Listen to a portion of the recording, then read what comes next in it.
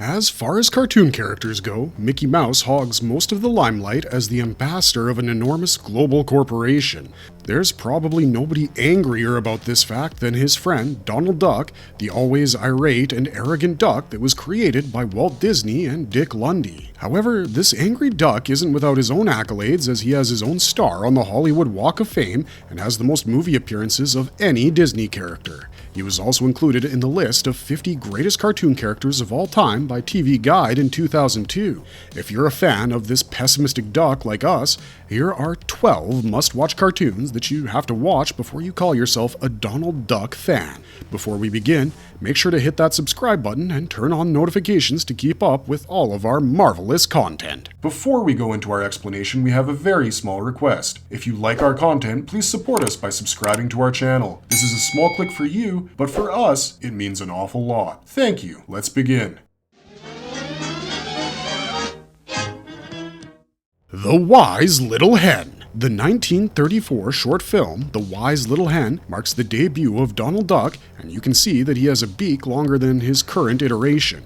The titular Wise Little Hen asks Donald and Peter Pig to help her plant corn. The two fake stomach aches as they hate work, so the hen decides to plant it herself. When harvest time comes, she asks the two to help her once more, but they repeat the ruse. But this time, the hen realizes that they're faking their illnesses. She and her chicks decide to teach them a lesson. After harvesting the corn, she cooks up a delicious variety of corn-based dishes and goes to them again. This time, they eagerly get up, but the hen doesn't even give them a morsel and feeds them castor oil instead. Angry at their own laziness, Peter Pig and Donald Duck end up kicking each other, quite literally, for missing the hen's delicious cooking. Directed by Wilfred Jackson, this short film was a part of the Silly Symphonies and was based on the American fable The Little Red Hen. The release date of the short, June 9th, has been declared as Donald Duck's birthday. If the debut of Donald Duck doesn't excite you enough to watch The Wise Little Hen, the voice acting of Florence Gill, Pinto Colvig, and Clarence Nash, who voiced the hen, Donald, and Peter Pig, surely will.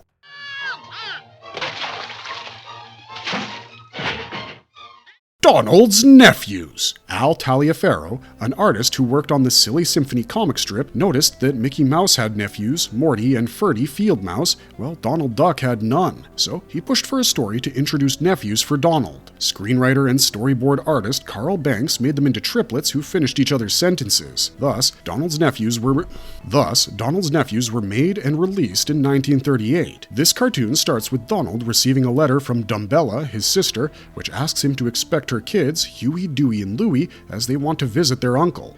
Donald is happy and excited to meet them at first, but soon realizes that he is in no way ready to handle them. He tries to take the help of a book called Modern Child Training, but none of the advice in the book works out. When his nephews finally head back, leaving destruction and mess, Donald tears up the book in a rage. This cartoon marks the debut of Huey, Louie, and Dewey, who are voiced by the same actor who voices Donald, Clarence Nash.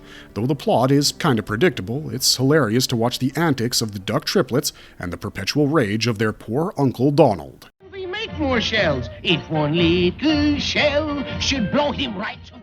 Der Führer's face. Donald Duck wakes up in a German town where Nazis hold power. All of the houses look like Adolf Hitler's face, while many features of the town, like trees and fences, are shaped like swastikas.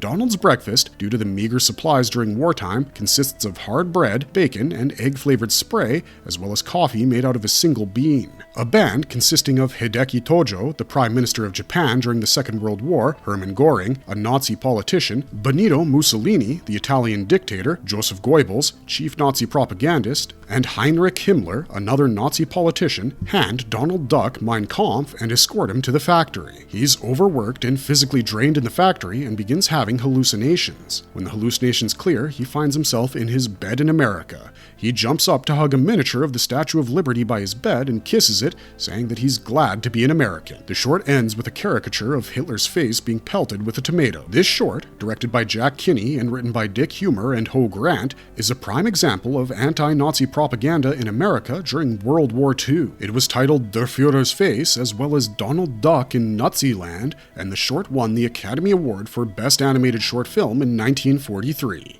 If you liked Chaplin's The Great Dictator, you would surely enjoy Der Führer's Face, which also has the musical talents of Spike Jones and the City Slickers. What did you do? Donald's crime. While waiting for his date, Daisy, to arrive, Donald Duck realizes that he's broke, so he decides to steal from Huey, Dewey, and Louie's piggy bank. The date is a massive success as Donald and Daisy dance their hearts out at a local nightclub. Once Daisy goes home, Donald's conscience begins to prick at him, and as he walks the dark streets alone, he imagines federal agents chasing him and starts to believe that he's in prison. As he deliriously walks around the roads, a help wanted sign hits him on the head. The sign was from an all-night cafe, and Donald decides to work there to earn enough money to refill the piggy bank. He works till the morning and puts the money back in the piggy bank, but when he realizes he put in an extra nickel, he tries to take it back, but his nephews wake up and accuse him of stealing. To add insult to injury, Donald's conscience reminds him that crime never pays. This is the plot of the 1945 short Donald's Crime, directed by Jack King. A parody of noir movies, this short is a good light watch if you love noir films and can understand all the fascinating references this short has.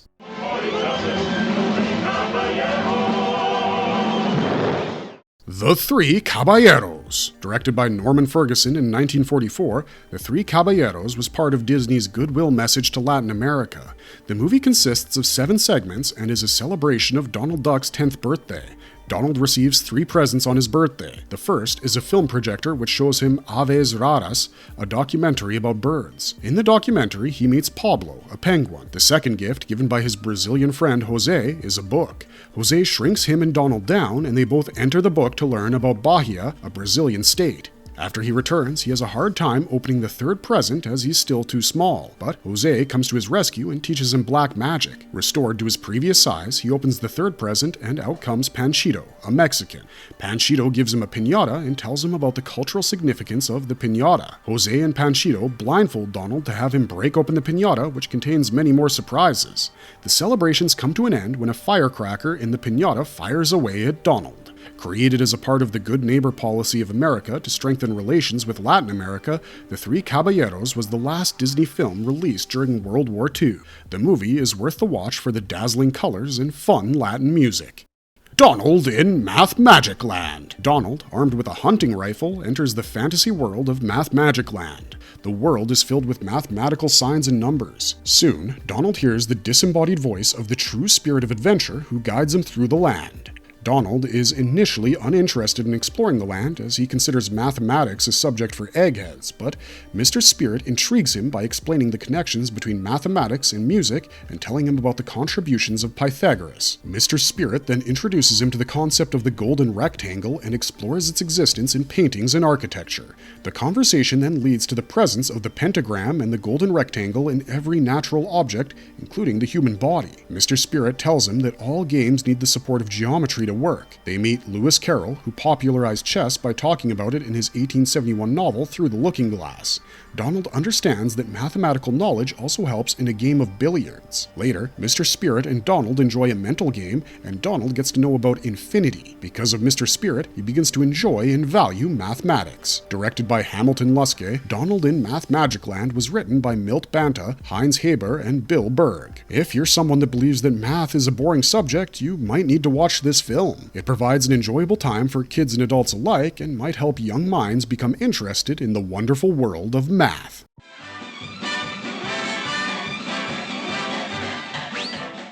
Mr. Duck Steps Out. The debut of Daisy Duck, Mr. Duck Steps Out, was directed by Jack King and was penned by Milt Schaefer, Carl Banks, and Jack Hanna. The short begins with Donald getting ready to head out with Daisy on their first date. Huey, Dewey, and Louie want to come along too, but Donald doesn't want his nephews dampening the romantic mood, so he locks them up in a closet and leaves. The nephews, however, saw an open hole in the wall and rush to join him. Donald is forced to act nice in front of Daisy, but he still wants them out. He gives them a coin and tells them to go get ice cream. The couple sit on a bench and are about to kiss when his nephews return. They push him out of the way and he bumps into a radio which begins to play music. As Donald tries to dance with his date, he's constantly interrupted by the 3 brats who want to dance with Daisy as well, but Donald ignores them and keeps dancing with his date. In a last-ditch effort, the 3 nephews heat up an ear of corn, and as it's about to turn into popcorn, they throw it into Donald's mouth. Donald begins to dance wildly, and he spins his date until they both crash into a foldable wall. This fiasco doesn't disappoint Daisy, who showers Donald with kisses. The lovely animation of this short, coupled with the early 1940s dances like Jitterbug and Swing, is sure to bring a smile to your face. Donald. Donald Duck rides on his donkey Jenny while playing a guitar and wearing a sombrero. He sees his girlfriend Donna perform the Mexican hat dance. While dancing, she lands on Jenny, but she kicks her away, which makes Donald laugh. Angry at this, Donna breaks his guitar over his head and storms inside. As Jenny laughs at him, Donald decides to sell her for a car. Donna, impressed with the car, forgets her previous rage and kisses Donald. They set off on a ride which stops abruptly due to engine troubles. Donald tries to fix the engine, but it doesn't work as the car takes off with Donna still inside. The car crashes and throws her into a mud puddle. Donald, who hasn't learned his lesson yet, laughs at her once more. Donna hits Donald with the car horn and breaks up with him. As he's about to leave, Jenny returns, having escaped from the trading post. Jenny attacks the car, which causes its radiator to explode, causing the hot water to land on Donald's hat and shrink it. The short ends with Jenny laughing at Donald's plight. Though the short is quite slow at times, the unique voice acting makes up for it and delivers an entertaining watch. Orphans Benefit. First released in 1934, Orphans Benefit is the first short film to show Mickey Mouse sharing the screen with Donald Duck. Directed by Burt Gillette, this short was also the first to show Donald's iconic anger. The short is centered around a benefit performance hosted by Mickey Mouse for mice orphans. Donald is the first act, and he recites Mary Had a Little Lamb and Little Boy Blue. When the orphans disturb his performance of the last song by loudly blowing their noses, he challenges them all to a fight but is pulled backstage. The second act has Clarabelle Cow, Horace Horsecollar, and Goofy performing an acrobatic dance. Goofy accidentally pulls away Clarabelle's dress and gets hit by her.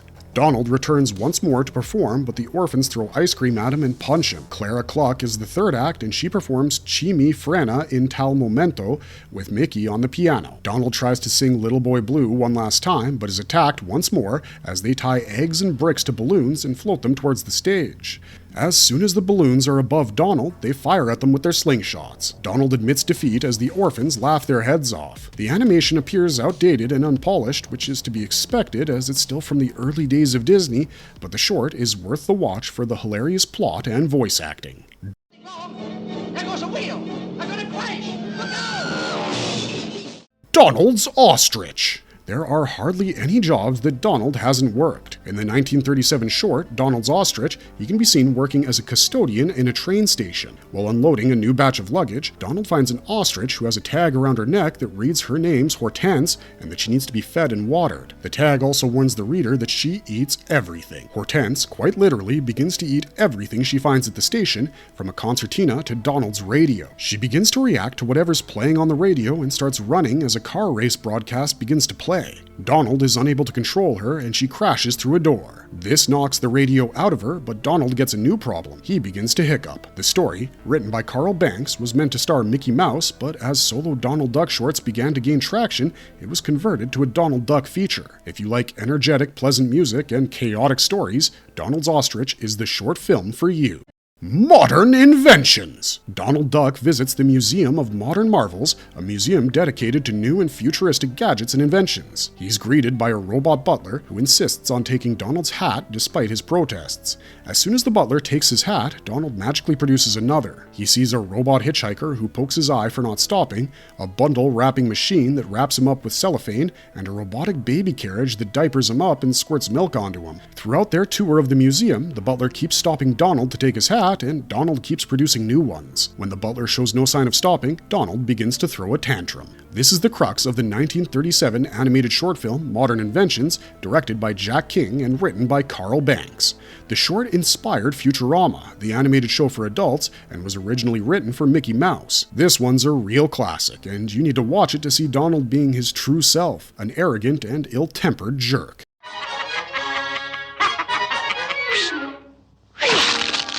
The Autograph Hound. Donald Duck hovers outside a Hollywood studio and begins looking for celebrities to get their autograph. The security guard stops him from entering, but he sneaks in when a limo enters. He then enters Mickey Rooney's room and gets his autograph. Rooney shows him some magic tricks, which only enrages Donald. Before he can act out, the security guard, who realized Donald snuck in, enters. Donald runs away and enters a film set full of ice where he meets Sonia Henney. She signs it by skating on the ice, so Donald carries the ice, but it melts away when he enters the desert set. He bumps into the Ritz brothers, who sign their name on his butt. The security guard catches up once more and Donald flees. He runs into Shirley Temple, who asks for his autograph. They both exchange signatures, and Donald, happy to receive his first proper autograph, jumps in joy. When the guard appears once more, Temple demands that he leave Donald Duck alone. Hearing her, a horde of celebrities rush in to get his autograph. The guard too asks for a sign, but Donald squirts ink onto his face and laughs hysterically. Directed by Jack King, The Autograph Hound is a 1939 short film featuring many recognizable celebrities. Stellar animation, celebrity cameos, Hollywood nostalgia, you'd be a fool to miss all this.